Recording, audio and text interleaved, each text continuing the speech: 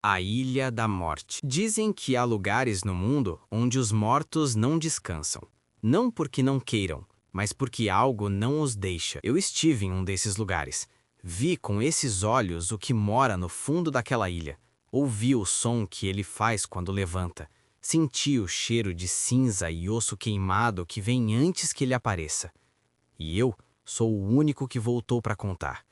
Não sei se isso é uma bênção ou uma maldição. Já faz anos que penso nisso, e cada vez que abro a boca para falar sobre o que aconteceu naquele lugar, a resposta muda. Mas uma coisa eu sei com certeza: se você está ouvindo isso, você precisa saber o que aconteceu com Doran, com Sila, com Petro, com Mira e com Kael. Precisa saber o que a gente foi buscar naquela ilha e o que encontramos lá dentro. Precisa entender que aquele lugar não é uma lenda, não é uma história para assustar criança em taverna.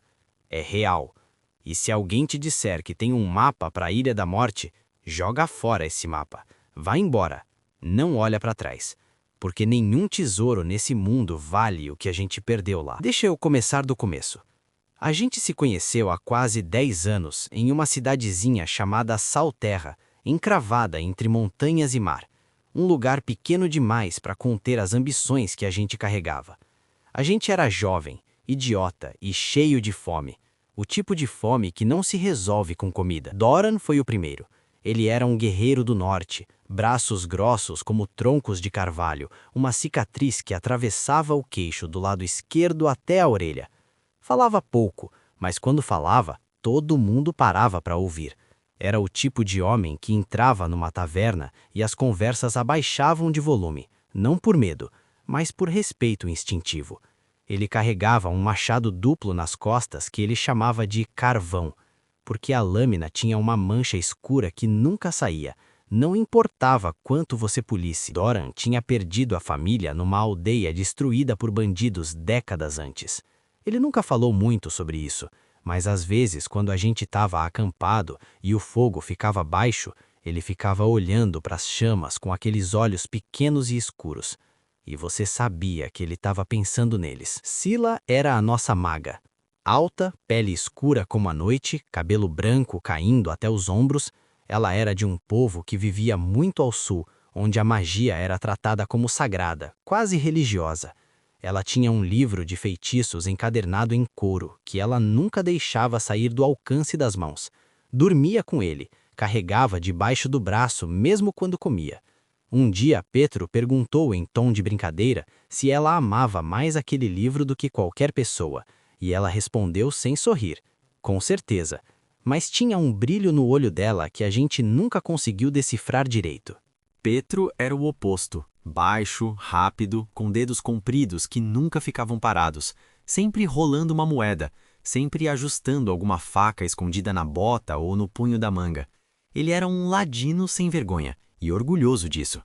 Tinha crescido nas vielas de uma cidade grande fazendo o que precisava para sobreviver, e carregava esse passado sem peso nenhum.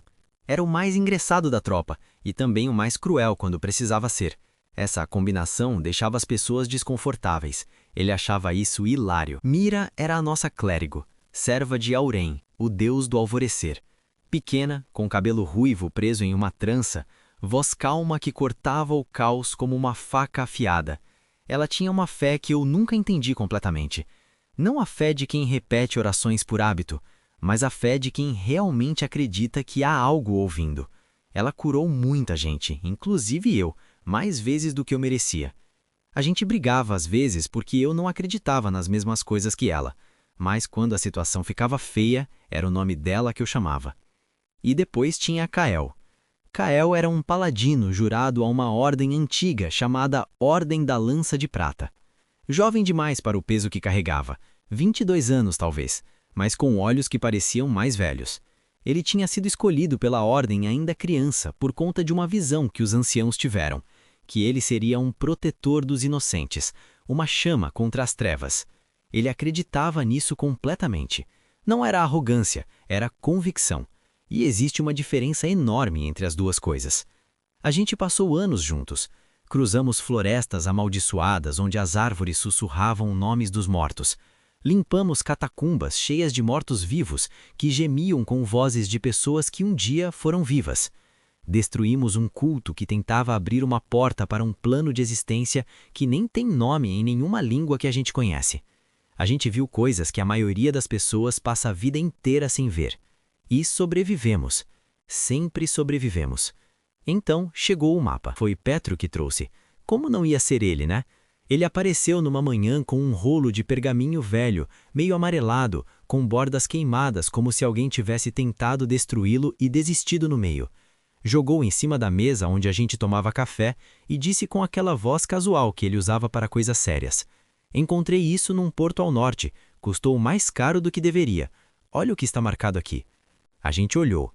Era um mapa marítimo, bem detalhado, com coordenadas, com ventos marcados, com profundidades do fundo do mar indicadas por números.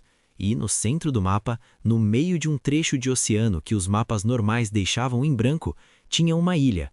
Sem nome escrito, só um símbolo, uma caveira coroada. Embaixo do símbolo, em uma escrita pequena e tremida que parecia ter sido adicionada depois, estava escrito em 3 idiomas diferentes a mesma frase. Sayla traduziu os 3. "Aqui descansa o que não deveria ter existido." Doran cruzou os braços e disse: "Não." Kael ficou olhando para o símbolo por um longo tempo sem falar nada. Mira perguntou de onde o pergaminho tinha vindo originalmente, porque ela sentia algo nele, uma pressão, como uma palavra que fica presa na garganta. Eu perguntei o que havia na ilha. Petro sorriu do jeito que ele sorria quando já sabia a resposta e estava esperando alguém perguntar. "Dizem que tem um tesouro antigo de um rei que morreu há séculos. Um rei que tentou se tornar imortal usando magia proibida.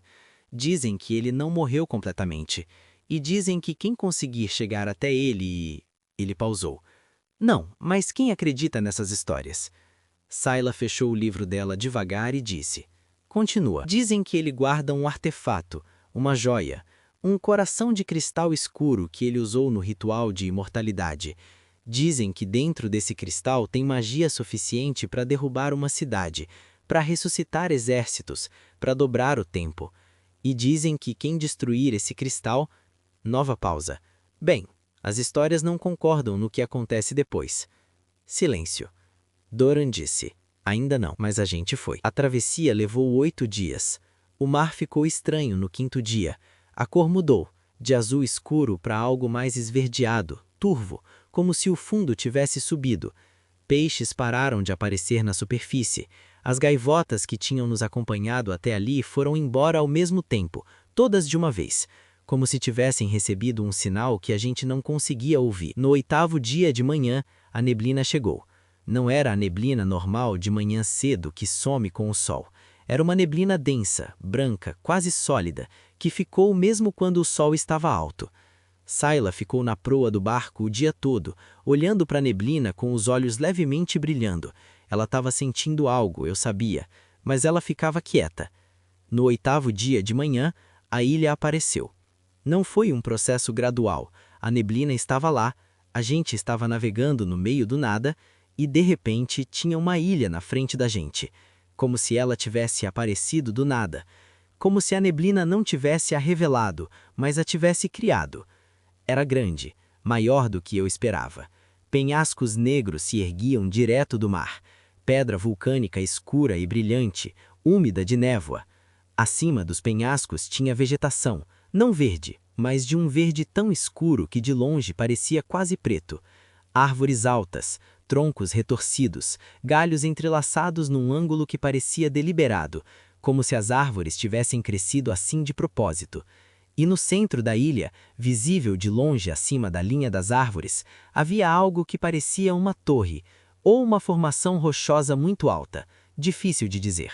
Doran ficou em silêncio por um longo tempo olhando para a ilha. Depois disse: "Não vou fingir que não sinto nada olhando para aquilo, porque eu sinto." Petro perguntou o quê? Que a ilha está nos olhando de volta. A gente desembarcou numa praia estreita de areia escura, areia preta mesmo, de origem vulcânica. A água ao redor era quieta demais, sem ondas, quase parada apesar do vento. O barco ficou ancorado e a gente subiu os penhascos por uma trilha que parecia ter sido esculpida na pedra intencionalmente. degraus irregulares, mas claramente artificiais. No topo dos penhascos começava a floresta. Entrar naquela floresta foi diferente de entrar em qualquer outra floresta que eu entrei. Não tinha som de pássaro, não tinha inseto. O vento existia, você sentia no rosto, mas as árvores não se moviam com ele, ficavam paradas como sentinelas. E havia um cheiro, não ruim exatamente, mas errado, como madeira queimada misturada com algo mineral, como ferro ou pedra molhada. Mira parou no momento que cruzou a linha das primeiras árvores. Ficou com os olhos fechados por uns segundos. Quando abriu, ela disse baixinho: "Esse lugar tá morto. Não como um lugar abandonado está morto. Morto como se algo aqui tivesse consumido tudo que havia de vida e deixado só o casulo." Kael disse: "Alguma coisa aqui tem poder divino, pervertido, mas tem." Sila disse: "É por isso que a magia dele alcançou tão longe." A gente seguiu. Os mortos apareceram quando faltava talvez 1 hora de caminhada até a base da formação central. Não de uma vez, primeiro foi saindo devagar das sombras entre 2 árvores, um esqueleto com armadura enferrujada, flechas ainda cravadas nas costelas, movendo-se com aquela lentidão estranha dos mortos-vivos, que não reconhecem você como alguém que conhecem, só como algo que está no caminho. Doran o desmontou em 2 golpes, literalmente. O primeiro golpe do carvão acertou o torso, o segundo a cabeça, e o esqueleto caiu em pedaços que pararam de se mover imediatamente. Depois foram 3, depois 6, depois a gente perdeu a conta. Não eram difíceis individualmente, esqueletos velhos, armaduras antigas, movimentos lentos, mas eram muitos, e eles continuavam vindo, saindo da floresta em todas as direções, como se a ilha estivesse gerando eles. Sila lançava rajadas que pulverizavam 2 ou 3 de uma vez. Kael se movia entre eles com uma calma perturbadora, a lança faiscando com aquela luz prateada quando acertava. Petrô desaparecia nas sombras e reaparecia atrás deles, lâminas rápidas nos pontos que precisavam ser acertados. Mira rezava em voz alta enquanto lutava, e onde ela ia, os ossos paravam de funcionar, caíam, ficavam quietos. E Doran era uma força da natureza. Ele não fingia estratégia. Ele avançava. A gente passou pela floresta. Mas todos saímos mais cansados do que deveríamos estar.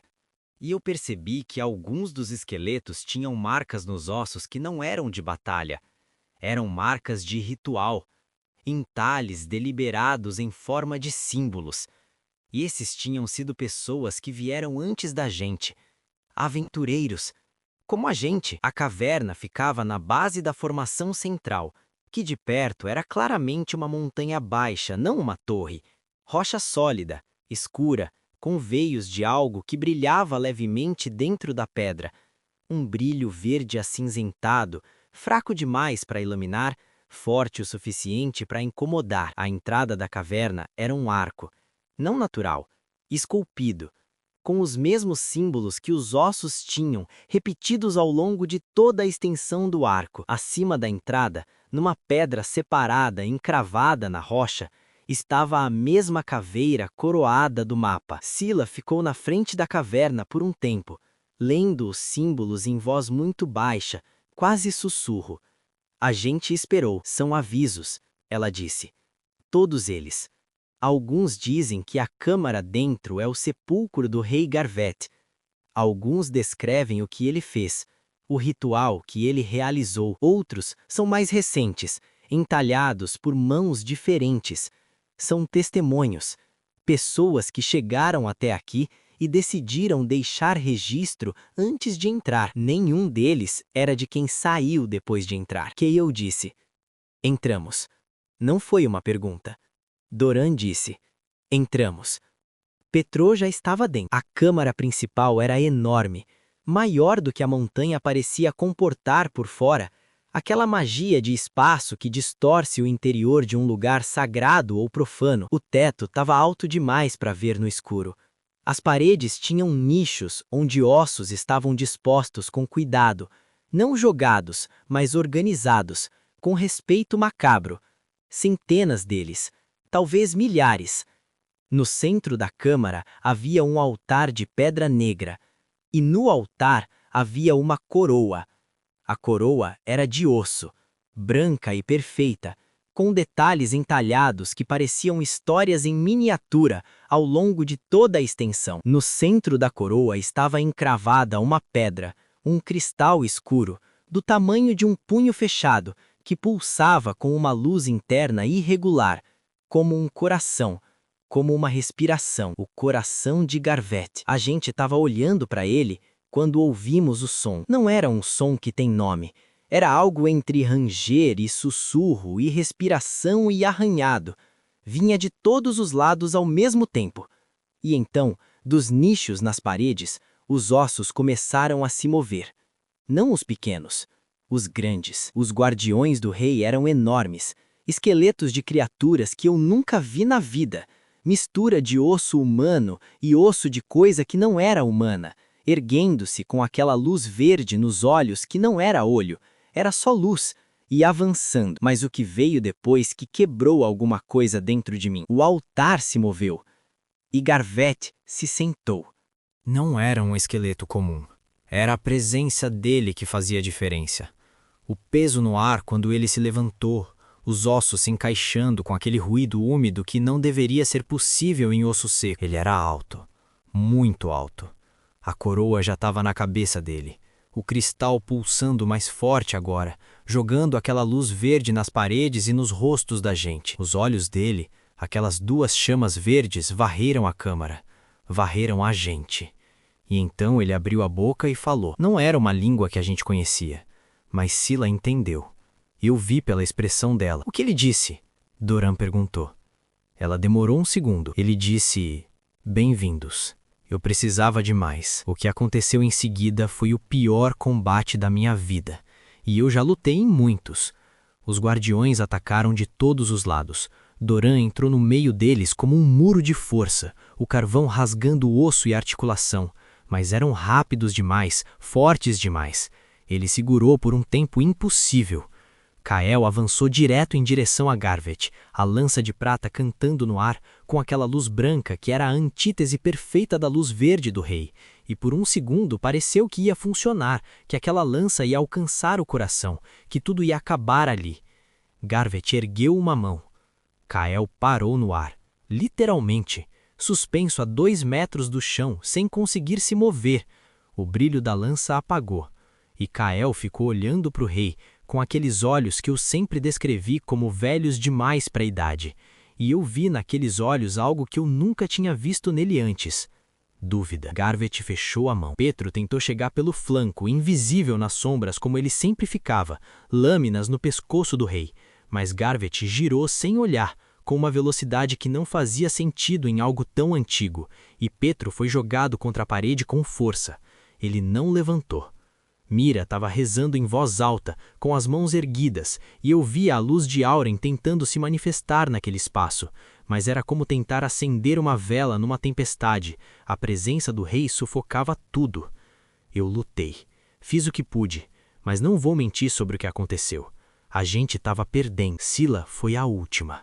Ela ficou em pé na frente do altar, enquanto todos os outros tinham caído, com o livro aberto na mão, e os olhos cheios daquela luz que aparecia quando ela ia fundo demais. Eu via conjurar algo que eu nunca vi ela conjurar antes, algo que não estava escrito no livro dela, que veio de algum lugar mais fundo do que qualquer livro pode alcançar. Ela lançou tudo que tinha contra Garvette. O impacto sacudiu as paredes, o teto rachou, a luz verde pulsou, vacilou. O cristal no coração de Garvette quebrou. Só um pouco, uma fissura, mas quebrou. E então Garvette se virou para ela. Não vou descrever o que ele fez com ela, não porque eu não me lembre, mas porque algumas coisas não deveriam ser postas em palavras.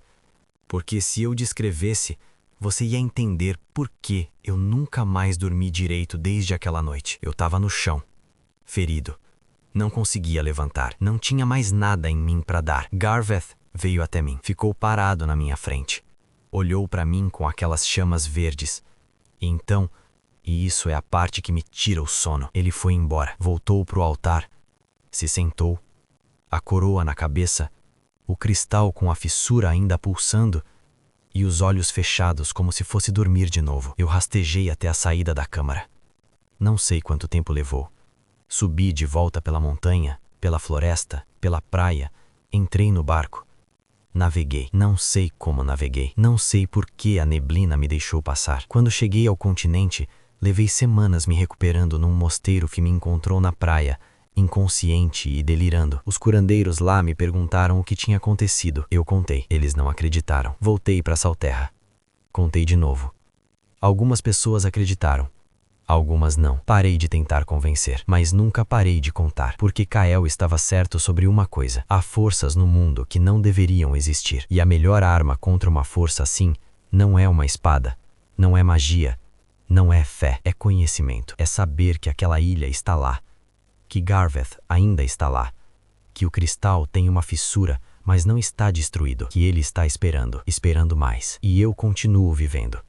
Continuo errando de cidade em cidade, de taverna em taverna, contando essa história para qualquer um que vai ouvir. Não para ser herói, não para que lembrem de mim, para que não vão, para que quando aparecer um mapa com uma caveira coroada no meio do oceano, alguém lembre que ouviu uma história uma vez, que alguém desconfiou, que alguém jogou aquele mapa no fogo e foi para casa, porque a Ilha da Morte não premia os corajosos, ela só coleciona. Se você chegou até aqui, essa história não acabou.